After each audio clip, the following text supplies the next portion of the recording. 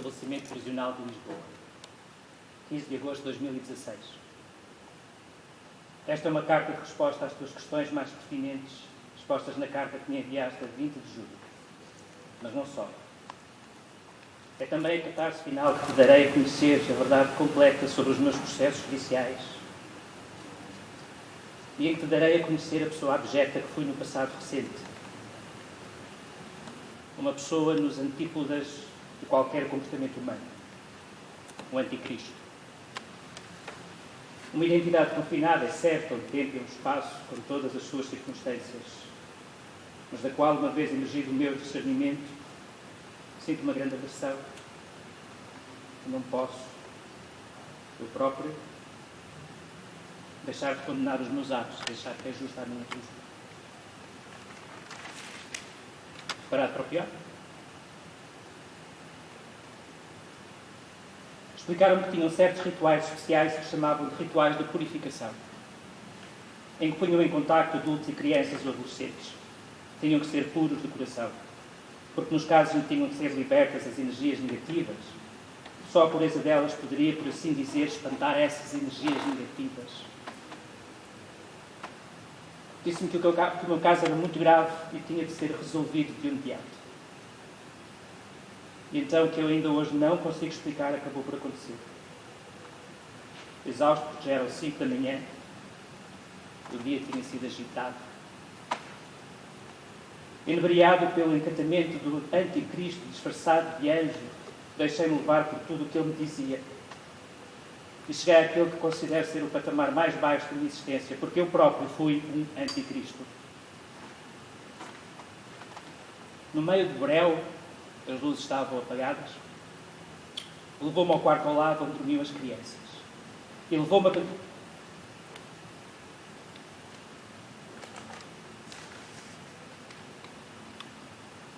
Filho do David Martins.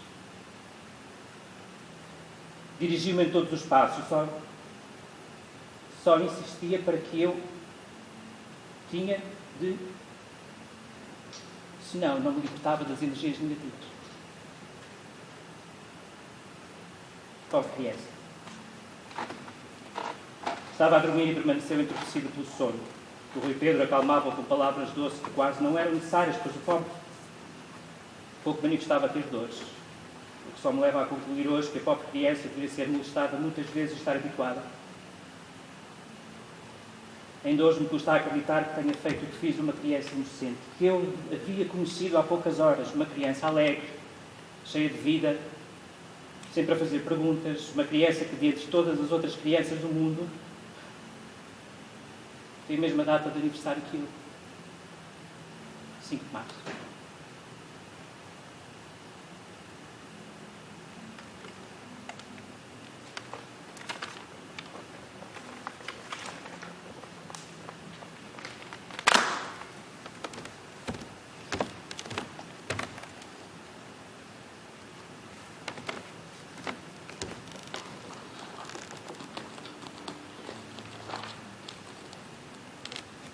Querida mãe, finalmente encontrei Deus.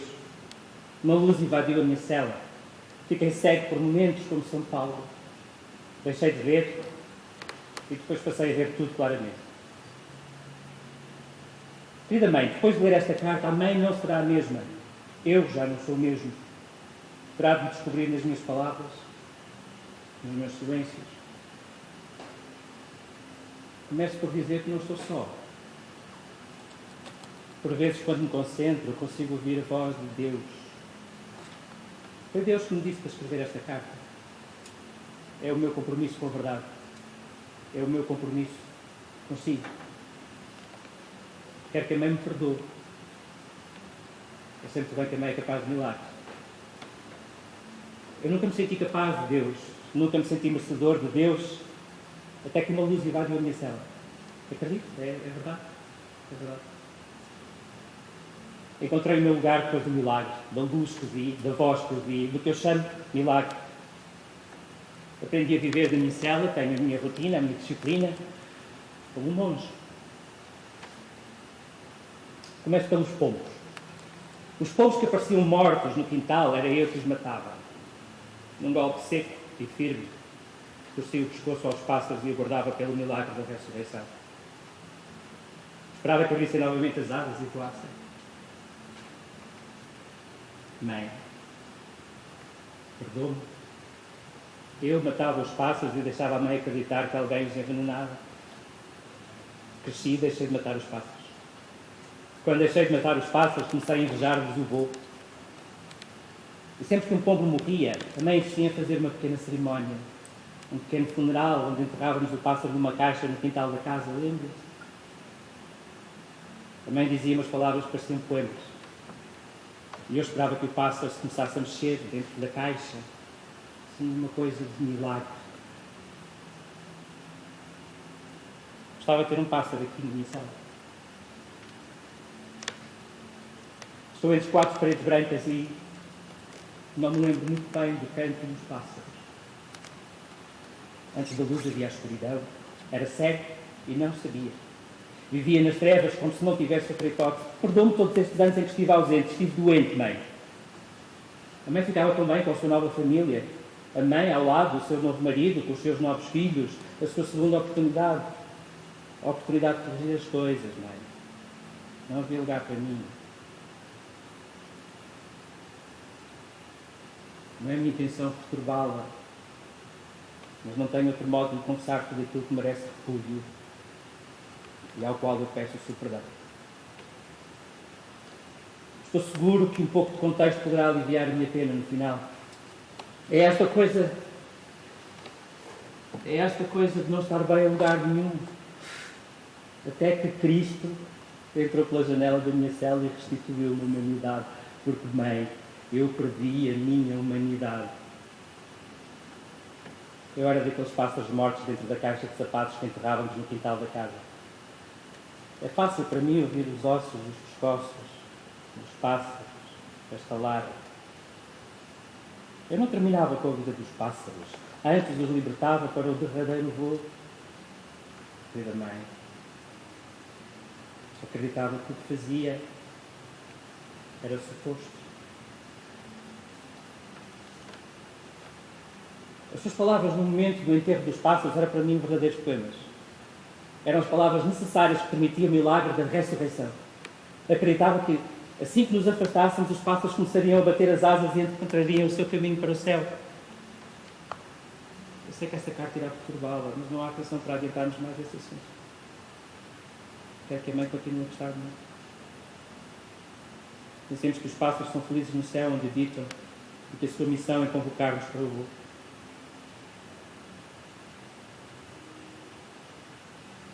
Querida mãe, eu sei que não irei tê-la tão cedo.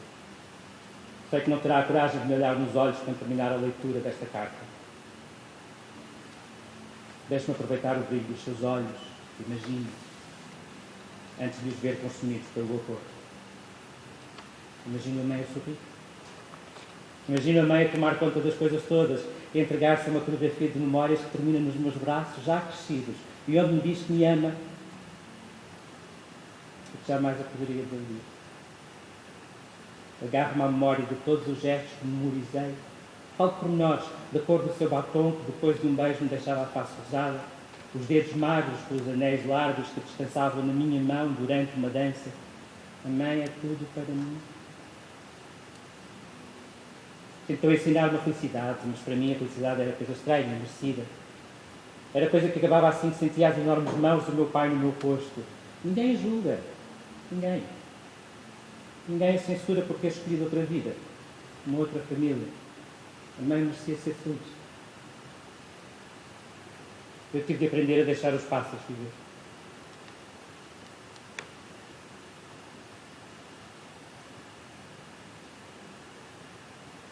Querida mãe, seriam necessários vários volumes para lhe contar a vida do pai. O pai gozava comigo, chamava-me maricas, pandeiro, um dia obrigou-me a ir de saias para a escola, apanhava de cinto, levava de cobertos, se me enganava na marca do vinho que ia à mesa. Eu fui-me aguentando. Cresci. Eu comecei a ganhar Barbie com a carta na mão. Viajei. Passei a ser útil. Mandou-me ir muitas vezes a Lisboa. Negócios de lá. Eu não fazia perguntas. Sabia muito bem o que o pai fazia. Nunca ninguém revistou o carro. Nunca fui apanhado. Deixou de me chamar maricas e empenhou-se em fazer de mim um homem. Um homem para o ajudar no negócio. Tens de saber defender, dizia. Tens de estar preparado para tudo. Nunca se sabe. Não compreendo, mãe. Eu era o rosto do meu pai. A mãe olhava para mim e via o pai. Eu compreendo. Despedi-me de si, fiz meu mundo. Comecei a caminhar sozinho. Saí da cidade para me afastar do pai. Passado pouco tempo, encontrei uma nova família. Morávamos no mesmo prédio. Eu no quinto, eles no quarto. A Dona Emília e os seus 2 filhos. O Duarte de 8 anos e o João de 14. Quando vi o João pela primeira vez, pensei que tivesse 17. Tinha pelo menos 1,80 m de altura e calçava 43. A Dona Emília vivia com dificuldades. Muitas vezes cortava-lhe a luz por falta de pagamento. Nessas alturas, os miúdos subiam até o meu apartamento para ver televisão ou jogar jogos no computador. Mas as coisas começaram a complicar-se. A beleza do João era estonteante. Não demorou muito a que me apaixonasse por ele. Enviei-lhe uma mensagem para o telemóvel de forma muito clara e respeitável. A Dona Emília ficou a saber e nunca me disse nada. Sabia que eu era bom para os rapazes e incapaz de nos fazer mal. Chegamos a passar o Natal juntos. Depois a Dona Emília retomou o contacto com o outro filho mais velho, quem estava afastada, e a nossa dinâmica familiar sofreu com isso. Já não me sentia em casa. E daqui até ao absoluto silêncio não demorou muito. Mudaram de casa, nunca mais dormi. Nunca mais vi João. Deixei-me cair no sofá, deixei de comer, deixei de respirar, deixei-me morrer. Liguei-me à internet. E também, isto de andar sozinho no mundo tem coisas boas e coisas más. Deixa de existir conforto. Passamos a andar à chuva. A chuva, para quem habita o mundo sozinho, é coisa fria e pesada. A chuva, quando cai nos ombros, dói. A chuva entranha-se nos ossos com a certeza da escuridão da noite. A chuva deforma o andar e tira-nos o apetite. Querida mãe, deixei de ver. O mãe me segue. Tateava as ruas e abandonava-me a uma existência desregrada, sozinho no escuro, nenhum som do alto, nenhuma voz para me guiar. Eu deixei-me consumir com a escuridão. Querida mãe, depois de tanto tempo, não deve ter sido fácil ouvir a minha voz, reconhecer-lhe o timbre apagado, assim como confirmar com os seus próprios olhos o desaparecimento do meu corpo, pela extrema magreza e deformidade que os músculos atrofiados me causaram. Não me esqueço o seu olhar da primeira vez que me veio visitar, lembra-se? O seu olhar, eu consegui ver algo que desaparece e que já não se recupera. Eu tento articular as palavras todas que tenho cá dentro, que acredito que isso um dia me vai conduzir à ressurreição. Eu procuro fazer sentido. Conheci a verdadeira face do demónio e é curioso. Não é assim tão assustador como imaginamos. É até bastante sedutor. A sua voz é como veludo que faz cócegas nas orelhas. Querida mãe, eu peço que seja forte. O caminho daqui para a frente não é bonito. Como disse, deixei de comer, deixei de me conseguir vestir, de sair da cama, tomar banho, enfim, deixei de saber viver. Deixei de perceber porque tinha de me levantar da cama. Instalei-me num propósito tão escuro que cheguei a acreditar que estava mesmo a desaparecer. Nem sequer iria passar pelo processo da morte. Ia simplesmente desaparecer. Deixei de saber orientar-me no espaço da casa de onde nunca saía. Ia contra as paredes, contra os móveis, e nos poucos metros quadrados que habitava, perdia-me. Sem saber para que lado deveria continuar a viver. Não. Cheguei a um caminho onde me vi no hospital com um tubo no nariz depois de uma lavagem ao estômago. Foi quando conheci o Filipe. Tinha saído do hospital. Encontrei-o num chat na internet sobre saúde mental. Falámos bastante tempo antes de nos encontrarmos. Ele reconhecia todas as coisas que eu dizia. Ele percebia-me. Parecia perceber. Pela primeira vez em muito tempo consegui observar o meu ritmo O ritmo da minha inspiração a se deixar levar pelo natural movimento da inspiração e da expiração sem quaisquer interferências. Em paz. Encontrei-me pela primeira vez com o Filipe numa noite de chuva. Deu-me um abraço e a chuva parou. O tempo parou. Por segundos dissipou-se a escuridão e à minha frente estava alguém que me conseguia ver. Por momentos ficámos imóveis. A sua mão a tocar no braço. Os seus olhos acesos comunicavam uma possibilidade de calor naquela noite gelada. Vida mãe. O lobo surge sempre na pele do cordeiro e o pastor segue, entrega-se ao conforto e segurança da lei quente. Deixe-me falar-me do Filipe. Foi através do Filipe que conheci o Xavier. O Filipe tinha 21 anos na altura. Parecia mais novo, a vida organizada. E uma predileção especial por rapazes mais jovens. 12 anos. 9. 8.